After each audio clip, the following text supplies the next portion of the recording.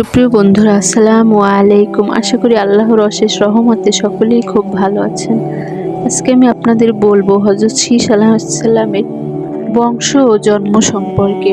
হযরত শীস আলাইহিসসালাম আদম আলাইহিসসালামের পুত্র। হাবিলের মৃত্যুর 5 বছর পর আল্লাহ পাক হযরত আদম আলাইহিসসালামকে এক পুত্র সন্তান দান করেছিলেন। তিনি হযরত শীস আলাইহিসসালাম। তাওরাতের হিসাব মোতাবেক তখন হযরত আদম আলাইহিসসালামের বয়স 130 বছর। হযরত শীস আলাইহিসসালাম অপরূপ সৌন্দর্যের অধিকারী ছিলেন। তার আখলাক চরিত্র হযরত আদম আলাইহিসসালামের ন্যায় ছিল। তাই হযরত আদম আলাইহিসসালাম সমস্ত সন্তানদের মধ্যে হযরত শীস আলাইহিসসালামকে সর্বাধিক ভালোবাসতেন।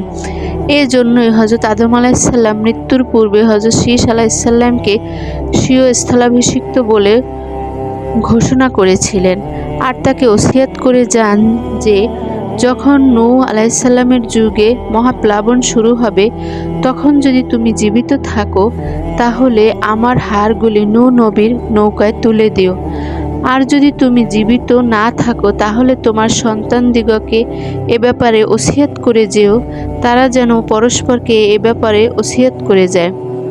হযরত শীস আলাইহিসসালাম অধিকাংশ সময় হযরত আদম আলাইহিসসালামের নিকট হতে বেহেশতের বিভিন্ন বস্তুর বিভিন্ন অবস্থার বর্ণনা শুনতেন এবং আসমান হতে অবতীর্ণ গ্রন্থে এর ভাবার্থ জিজ্ঞেস করতেন। অনেক সময় মানুষের সংস্পর্শ বর্জন করে তিনি নির্জন স্থানে গিয়ে জিকির ও ইবাদতে মশগুল থাকতেন।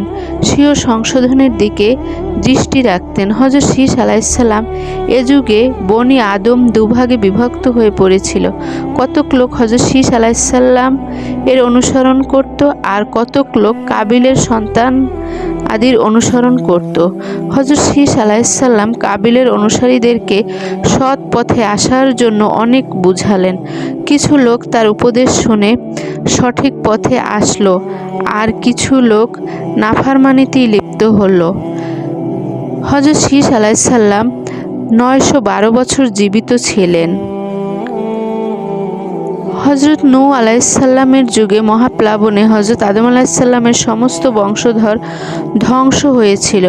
একমাত্র হযরত শীস আলাইহিসসালামের বংশধরই জীবিত ছিল।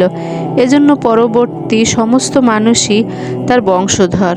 সকলের বংশ পরস্পরা হযরত শীস আলাইহিসসালামের মধ্যে মিলিত হয়। হযরত শীস আলাইহিসসালাম পাথর দ্বারা কাবা ঘরের ভিত্তিপ্রস্তর স্থাপন করেন। আল্লাহ পাক হযরত আদম আলাইহিসসালামকে পৃথিবীতে প্রেরণ করে বেহেশত হতে তার জন্য তাঁবু প্রেরণ করেছিলেন। ভিত্তিপ্রস্তর স্থাপনের পূর্বে হযরত আদম আলাইহিসসালাম আল্লাহ পাক ফেরেশতা দ্বারা এখানে সেই বেহেশতের তাঁবু স্থাপন করেছিলেন। আল্লাহ পাক হযরত শীস আলাইহিসসালাম এর প্রতি 50টি ছোট ছোট আসমানি কিতাব অবতীর্ণ করেন। বন্ধুরা, আমার ভিডিওটি আজ এ পর্যন্তই। সবাই শুনবেন, ইনশাআল্লাহ সবার ভালো লাগবে। মা বোনরা সতর ঢেকে নামাজ পড়বেন, নতুবা আপনাদের নামাজ কবুল হবে না। সবাই ভালো থাকবেন, সাবধানে থাকবেন, নিরাপদে থাকবেন। আসসালামু আলাইকুম।